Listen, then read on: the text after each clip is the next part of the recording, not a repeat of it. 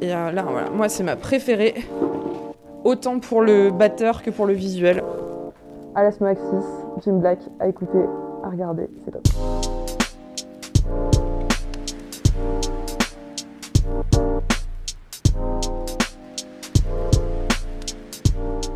Le travail en fait qu'on fait ici, c'est un travail autour du jazz et des musiques improvisées. On en fait la promotion au travers de plusieurs événements. Donc en fait, on a le festival Jazz d'Or Strasbourg qui est présent et actif depuis 1986. On a également Jazz d'Or la saison. Et à côté de ça, on a également depuis 2007, si je me trompe pas, le festival Jazz d'Or Strasbourg Berlin. Pour la ligne graphique de Jazz d'Or, depuis 2002, on travaille avec Thomas Couder. Le studio Elmo. On donne le champ libre total au studio Elmo.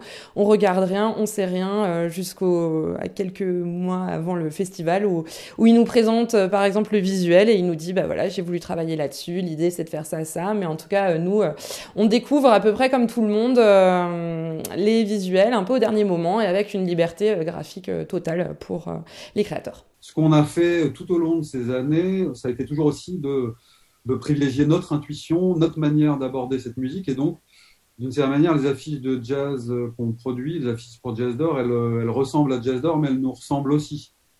Donc, pour faire rapidement, parce que ça a toujours fonctionné par série, de 2002 à 2005, donc on a fait quelque chose de plutôt optical art. Puis à partir de 2006, on a pris un virage où on avait envie, nous, et puis Philippe nous a suivis, de travailler sur des portraits photographique, d'incarner, on va dire, d'incarner le jazz en fait. Et voilà, on y associait de la typographie, des fois on mettait 4 portraits au lieu d'un seul. Bref, on se servait de cette matière première pour composer des affiches. Il y a eu une petite évolution, notamment sur les graphismes pour la saison, Jazz d'Or la saison.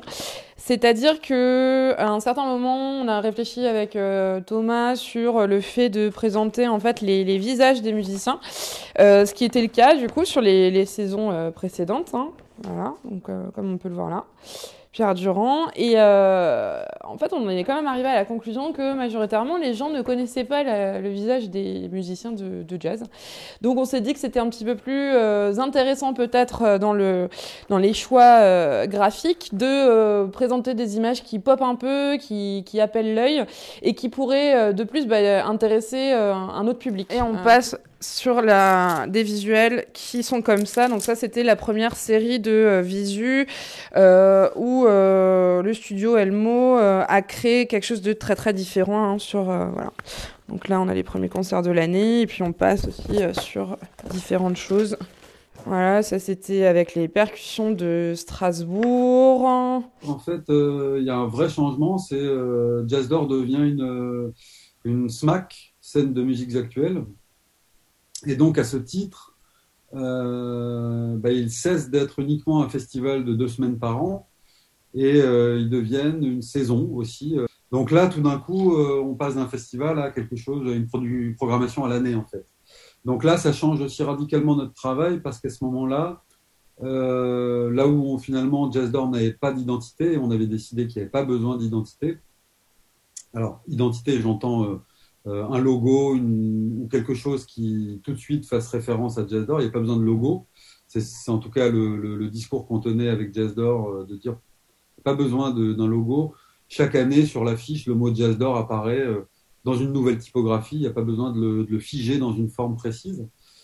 Et à partir donc de 2014 et de ce nouveau statut de SMAC, là, tout d'un coup, la question se repose et du coup, on y répond favorablement. On se dit que là, c'est le moment aussi de doter Jazz d'Or d'un logo.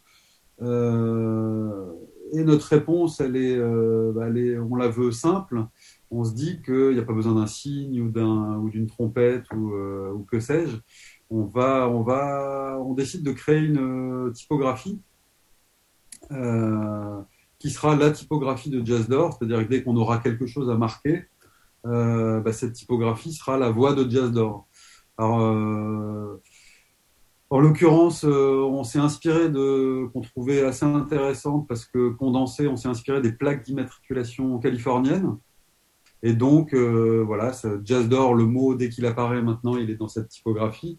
Et dès que, pour les affiches de concert ou de festival, dès qu'on doit mettre des dates, le nom d'un musicien ou le nom les dates d'un concert, bah, ça se passe dans cette typographie. La typographie, c'est un peu comme la voix de quelqu'un. Elle est reconnaissable, en fait. On reconnaît le timbre de la voix de quelqu'un au téléphone, même si on le voit pas, on l'a déjà entendu, on le reconnaît tout de suite. Et en fait, une typographie, en l'occurrence celle-ci, je pense qu'elle fonctionne comme ça.